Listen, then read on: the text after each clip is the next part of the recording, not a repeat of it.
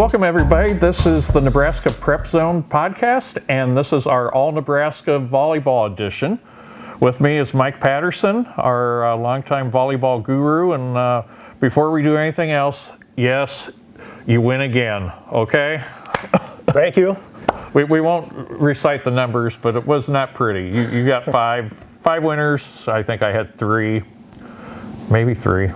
Well, anyway, congrats, and on to basketball. But first, we've got a great volleyball team for you to unveil right now. Right. Another great volleyball season, Stu, and let's take a quick look at our All-Nebraska team. We're going to start with Omaha West Side, and our only returnee from our first team last year, Destiny Nadam Simpson. She's our honorary captain.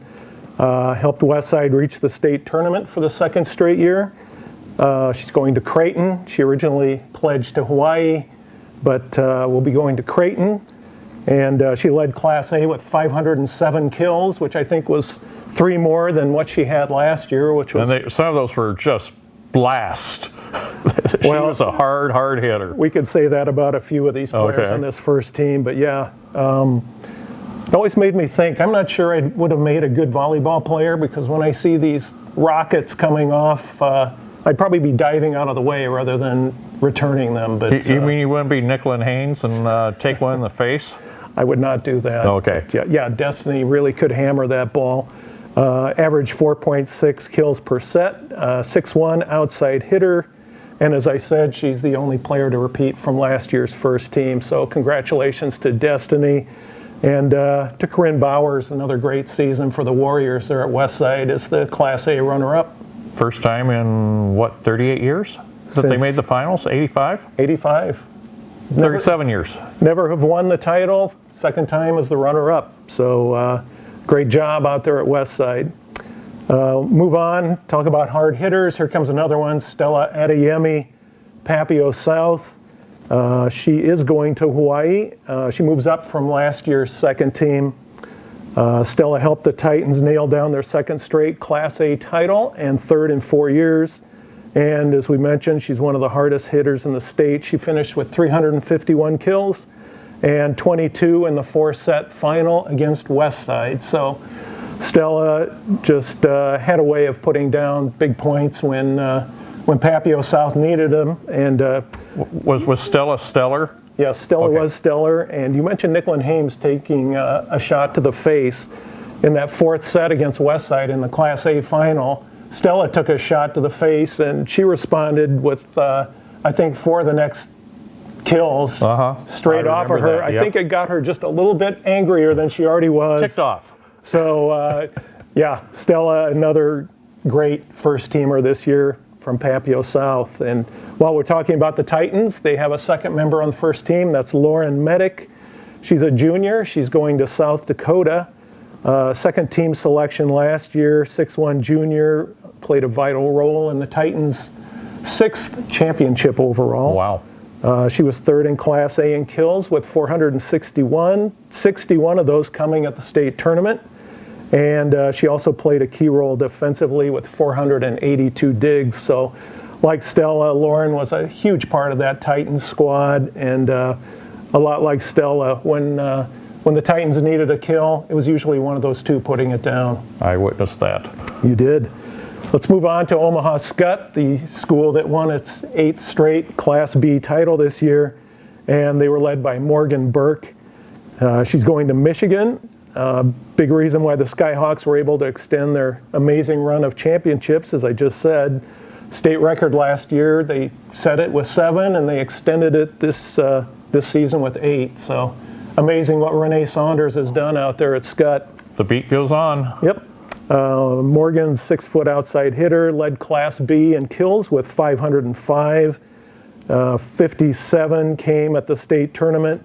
So Morgan was just one of those players that at go-to time, when they needed somebody, she was the one who was going to step up. So certainly. Another very deserving first teamer from the Skyhawks. Let's move on to Elkhorn North, and we're going to have 2 from the Wolves. Our first one we're going to talk about is Grace Heaney. She is a Purdue signee, 6'2" outside hitter, was 2nd in Class B in kills with 443. and she also had 64 blocks and 40 aces, and 28 of her kills came in the final against Scott. She had a great final match. Unfortunately for the Wolves, they came up just a little bit short, but Scott didn't really have an answer for Heaney in that last match, but the Skyhawks still were able to prevail in a great 5-set Class B final. So congratulations to Grace. As I said, she'll be moving on to the Boilermakers. Boiler up. You got it. Second member from our first team is Reese Booth from Elkhorn North. We all know Reese as the daughter of Creighton coach Kirsten Bernthal Booth.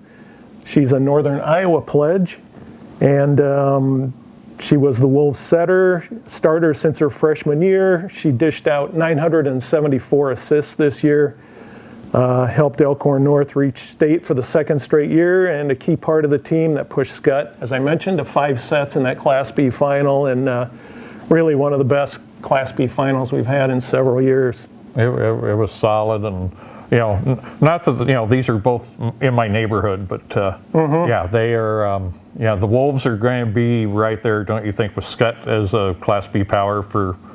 Oh, I think so. Heaney will be moving on, but Reese Booth will be back for her senior year, which is kind of like having your quarterback back. So I know Jenny Greger, the Elkhorn North coach, is very happy that Reese will be coming back for one more year. And, seems like she's been there forever, though. Well, that's what happens when you play like from day one as a freshman. I know opposing coaches probably think the same thing. Isn't it time for her to move on? But not quite. She's still got one more year to go, and I believe she's playing basketball too. So might be seeing her Friday night because I'm getting ahead of myself. Yes, that's the next podcast.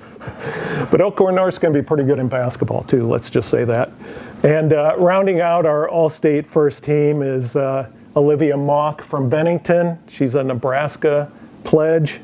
5'8" libero, was second in the state in digs with 837. Wow. That's a busy back row.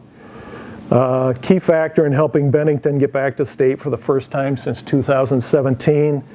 And also was dangerous at the service line with 83 aces, which led Class B. And good for Coach Lindsey Grant out there at Bennington. Olivia's only a junior, so she also will be back. So we'll see if the Badgers can repeat their success from this season. But, when you look at just the destinations of all 7 of those players, it just reflects on the high quality of not just them, but really the volleyball throughout the state. So another great volleyball season. Gets tougher and tougher to name this 7-player first team, but that is our first team All-Nebraska squad for this season. Okay, thanks, Mike. And that concludes our Nebraska Prep Zone special edition of the All-Nebraska volleyball team. Next week, look for the All-Nebraska football team reveal. For Mike Patterson, I'm Stu Postel. See you next time.